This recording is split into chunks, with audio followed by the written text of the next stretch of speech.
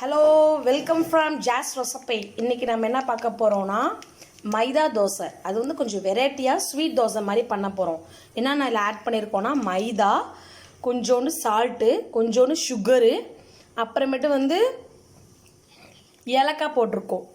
Another வந்து இப்போது வந்து என்ன பண்ண போகிறாங்கன்னா தண்ணி ஆட் பண்ண போகிறாங்க. தண்ணி ஆட் பண்ணி நல்லா கிரிப்ஸினஸ்ஸாக பிணைஞ்சிக்கணும்.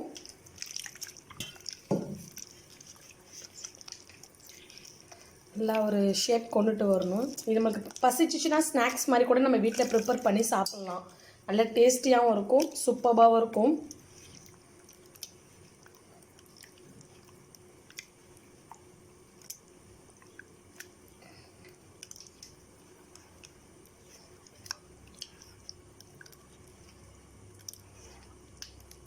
எம்மியாக இருக்குது. அப்புறம் இன்னொரு பவுலில் வந்து நம்ம வெறும் பேன் மட்டும் வச்சுருக்கோம். ஒரு கேஸில் வந்து ஒரு பேன் மட்டும் வச்சுருக்கோம்.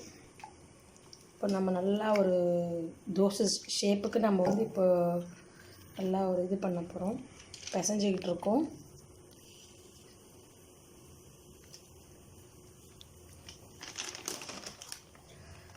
நல்லா ஒரு ஷேப் கொடுக்குது பாருங்கள், அழகாக இருக்குது.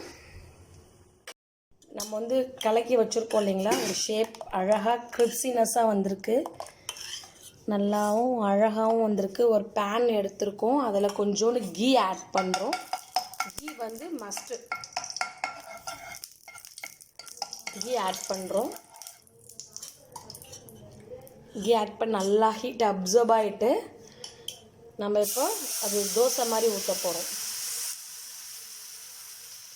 நல்லா இருக்கும், பார்க்கவே சூப்பராக இருக்கும். பாருங்கள்,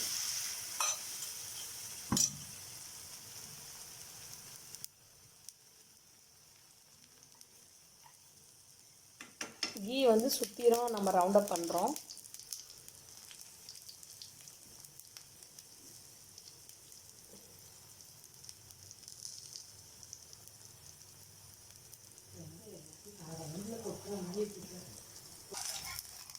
நல்லா ஒரு சூப்பராக வந்திருக்கு, அழகாகவும் இருக்குது. பார்க்கவே எவ்வளோ ப்ரௌனிஷாக இருக்குது பாருங்கள் தோசை. இதே மாதிரி நீங்களும் ட்ரை பண்ணுங்கள், சப்ஸ்கிரைப் பண்ணுங்கள். ஜாசி குக்கிங். தேங்க்யூ.